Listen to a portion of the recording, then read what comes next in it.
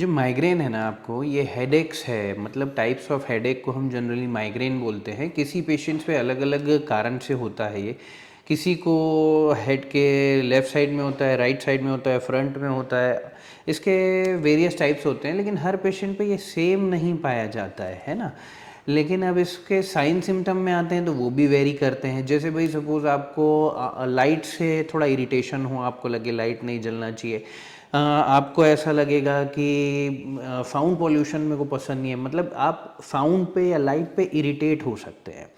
अगर by the way आप sun exposure, मतलब बाहर धूप में घूम रहे हैं, तो उसके बाद घर आने पे साउंड पॉल्यूशन में जब हेडेक बहुत ज़्यादा बढ़ जाता है, तो इन्हीं सब चीज़ों को हम माइग्रेन बोलते हैं, है ना।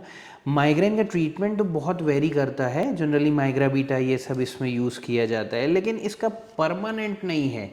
पार्ट जो है वो सफ़र करता है लॉन्ग टर्म। सिर्फ आप मेडिकेशन पेन किलर्स ले लेके उसको दबा रहे हैं, वो एक अलग बात है।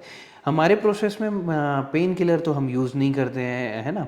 सेकेंड चीज़, अब जब माइग्रेन का सीवियर अटैक आता है तो आपको उल्टी जैसा लग सकता है कि मेरे को, हाँ, नौजिया फीलिंग आएगी, उल्टी जैसा लगना, या कई बार रिलीफ भी होता है अगर हम उल्टी कर दें। कई बार पेशेंट खुद उसको इनिशिएट करते हैं कि हाँ मेरे को उल्टी हो जाए। अगर उल्टी हो जाए तो भी बहुत अच्छा रिलीफ महसूस करते हैं। अदरवाइज़ नौजिया जैसा फील होना, मतलब कि हाँ मेरे को हो रहा है, उल्टी होगी होगी होगी, होती नहीं है जनरली। ये सब साइन सिम्टम और कंडीशंस होती हैं माइग्रेन की। माइग्रेन किसी भी एज में हो सकता है, ऐसा कुछ नहीं है कि इसका स्पेसिफिक कोई एज होती है, किसी भी एज में हो सकता है ना। माइग्रेन का ट्रीटमेंट लॉन्ग टर्म होता है। अगर हम इसको सही समय दें तो लॉन्ग टर्म टाइम लगता है।